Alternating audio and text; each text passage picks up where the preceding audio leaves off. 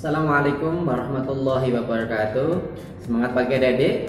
Kita bertemu lagi sahabat Sekovindo dimanapun kalian berada. Pada kesempatan kali ini kita akan membahas tentang hukum 2 Newton. Adik-adik, pada pertemuan kali ini kita akan membahas tentang hukum 2 Newton.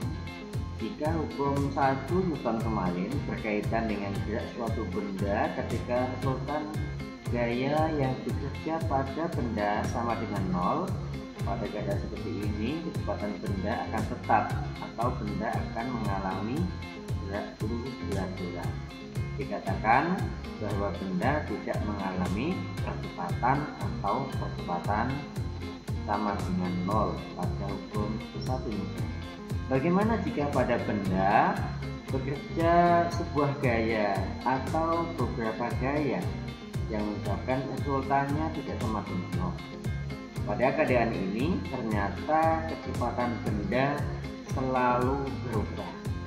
Kita lihat ada kotak yang kita dorong dengan gaya 50 Newton. Ternyata benda bergerak dengan kecepatannya selalu berubah. Jelas bahwa ada kaitan antara resultan gaya dengan percepatan yang ditimbulkannya.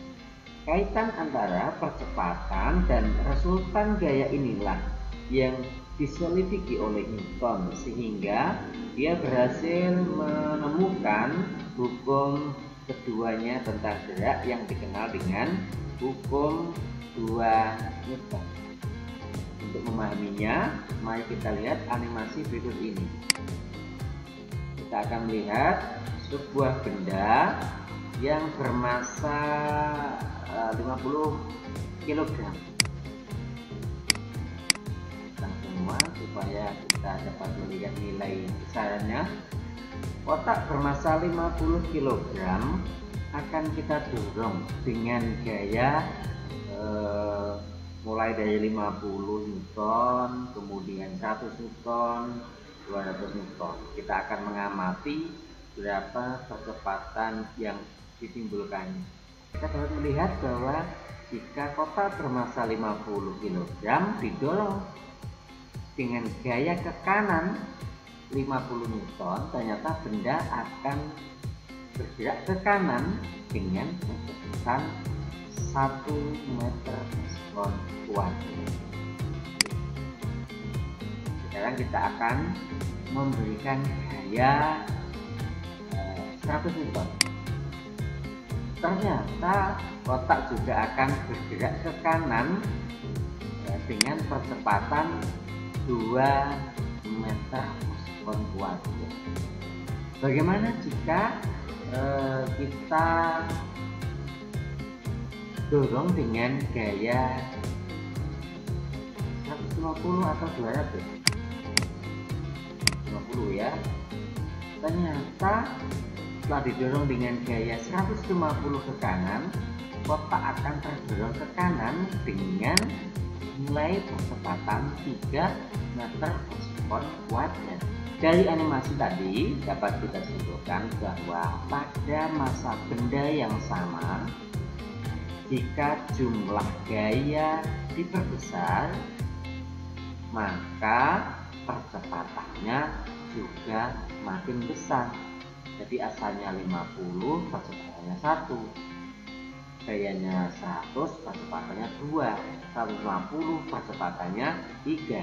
Sehingga dapat dikatakan percepatan benda berbanding lurus dengan gaya yang bekerja pada benda tersebut. Sekarang kita akan melihat bagaimana jika benda didorong dengan gaya yang sama, namun massanya yang kita ubah semakin besar. Lalu kita akan mengamati berapa besarnya percepatan yang dialami oleh benda tersebut. Nah, misalkan bendanya kita mulai dari 50 didorong dengan gaya 100 Newton. Jadi Masanya kita akan ubah mulai dari 50, 100, 150. Kita akan lihat gayanya, kita mulai dari gaya 100. Benda bermassa 50 didorong dengan gaya 100 ke kanan, ternyata percepatannya sebesar 2 meter per sekon kuat. Sekarang kita akan melihat bagaimana jika massanya kita tambah menjadi 100. Berapa nilai percepatannya? Ternyata percepatannya menjadi 1 yang asalnya 2. Ternyata benda massanya bertambah dengan gaya yang sama 100, percepatannya semakin berkurang. Bagaimana seandainya jika massa benda itu kita tambah lagi 100? Jadi massa benda menjadi 200 kg dengan gaya yang tetap 100. Berapa percepatan? Makin besar atau makin kecil?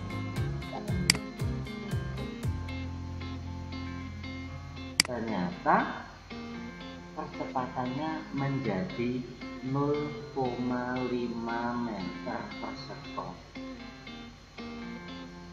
Jadi apa kesimpulannya adik-adik? Jadi jika massanya makin besar dengan gaya yang sama, maka besarnya percepatan akan semakin kecil. Atau dapat dikatakan bahwa percepatan benda berbanding terbalik dengan massa benda. Semakin besar massa benda, maka dengan gaya yang sama, maka nanti akan menimbulkan percepatannya makin kecil. Oleh sebab itu, semakin kecil benda, maka percepatannya akan makin besar. Dari dua animasi tadi, dapat kita ambil kesimpulan tentang bunyi hukum 2 Newton.